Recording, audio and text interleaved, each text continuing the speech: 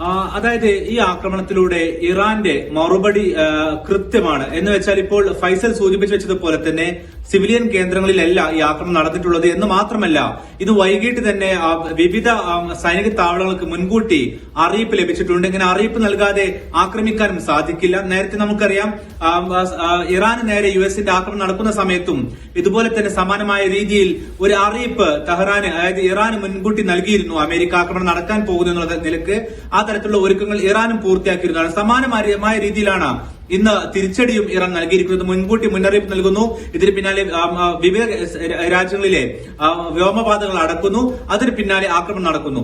ഇപ്പോൾ ഇറാന്റെ പരമോന്നത കൌൺസിൽ അറിയിച്ചിരിക്കുന്നത് നേരത്തെ ഫൈസൽ സൂചിപ്പിച്ചതുപോലെ തന്നെ ഈ ആക്രമണം ഖത്തറിനെതിരെയല്ലെന്ന് അവർ കൃത്യമായി പറയുന്നുണ്ട്.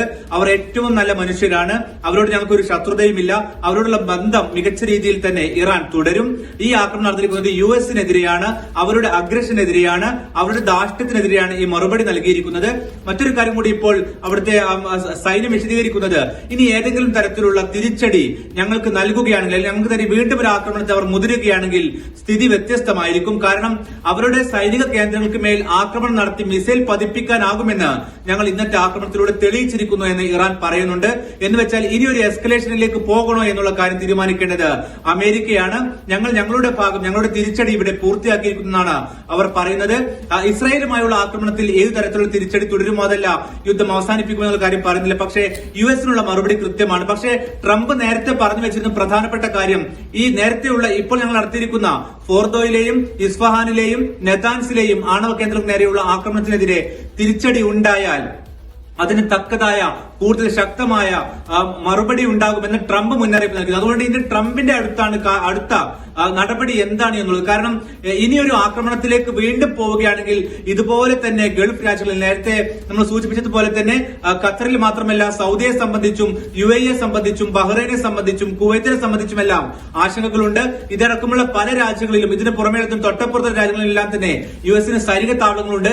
ഇറാനെ സംബന്ധിച്ച് നേരിട്ട് യുഎസിൽ പോയി ആക്രമിക്കുക സാധ്യമല്ല. അവർക്ക് സാധ്യമാവുക ഇവിടെയുള്ള യുഎസ് സൈനികരെയും സൈനിക താവളങ്ങളെയും ലക്ഷ്യം വെക്കുകയാണ്. അതുകൊണ്ട് ഇനിയൊരു എസ്കലേഷനിലേക്ക് പോകാൻ സ്വാഭാവികമായിട്ടും ഗൾഫ് രാഷ്ട്രങ്ങൾ താല്പര്യപ്പെടില്ല. അത് ഖത്തറിന്റെ പ്രതികരണത്തിൽ നിന്നും വ്യക്തമാണ്. കാരണം അവരിപ്പോഴും ആവശ്യപ്പെടുന്നത് ചർച്ചയിലേക്ക് പോകണമെന്നുള്ളതാണ്, അല്ലാതെ അവർ ആക്രമിക്കുമെന്നല്ല പറയുന്നത്.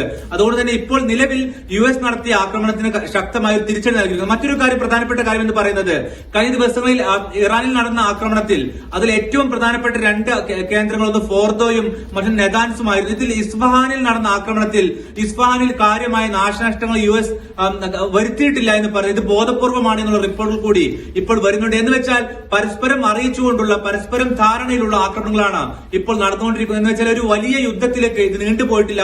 ഇപ്പോൾ വ്യോമപാത പല രാജ്യങ്ങളും അടച്ചിട്ടുണ്ട്. അതുപോലും ഒരു പക്ഷേ വരും മണിക്കൂറുകളിൽ ആകാശപാതകൾ തുറക്കുകയും ഒപ്പം തന്നെ വിമാനങ്ങൾക്ക് സാധാരണഗതിയിൽ വീണ്ടും സർവീസ് ആരംഭിക്കാൻ കഴിയുമെന്നുള്ളതാണ് ഇപ്പോൾ നമുക്ക് മനസ്സിലാകുന്നത്. അതല്ലാതെ കൂടുതൽ ഒരു ആക്രമണത്തിലേക്ക് പോകണമെങ്കിൽ അതിൽ യുഎസിന്റെ യുദ്ധപ്രഖ്യാപനം ഇനി ഉണ്ടാകണം. അതിനുള്ള സാധ്യത വിരളമാണ്. പക്ഷേ ഇപ്പോൾ ട്രംപ് ഉൾപ്പെടെയുള്ള യുഎസിന്റെ പ്രതിരോധ മന്ത്രാലയ ഉദ്യോഗസ്ഥരുമായി അദ്ദേഹം ചർച്ച നടത്തിക്കൊണ്ടിരിക്കുകയാണ്. സ്ഥിതിഗതികൾ പരിശോധിക്കുകയാണെന്നുള്ളത് പറയുന്നുണ്ട്. എന്ന് മാത്രമല്ല ഏതെങ്കിലും സൈനികർക്കോ ഒപ്പം തന്നെ ഖത്തറിലെ സാധാരണക്കാർക്കോ അല്ലെങ്കിൽ ഖത്തറിലെ സൈനികർക്കോ ഇതുവരെ ആക്രമണത്തിൽ പരിക്കില്ല എന്നും അവർ വൈറ്റ് ഹൌസിനെ ഉദ്ധരിച്ചുകൊണ്ടുള്ള റിപ്പോർട്ടുകൾ വരുന്നുണ്ട്. എന്ന് വെച്ചാൽ ഒരു പക്ഷെ ഒരു വലിയ എസ്കലേഷനിലേക്ക് ഇനി പോകാനുള്ള സാധ്യത നിലവിലെ സാഹചര്യത്തിൽ കുറവാണ്. പക്ഷേ ട്രംപിനെ നമുക്കറിയാം. ട്രംപിന്റെ തീരുമാനം എന്താണ് എന്നുള്ളത് നമുക്ക് ഒരിക്കലും മുൻകൂട്ടി പ്രവചിക്കുക സാധ്യമല്ല. കാരണം ഒരു ചർച്ചയിലേക്ക് പോവുക എന്ന് പറഞ്ഞുകൊണ്ട്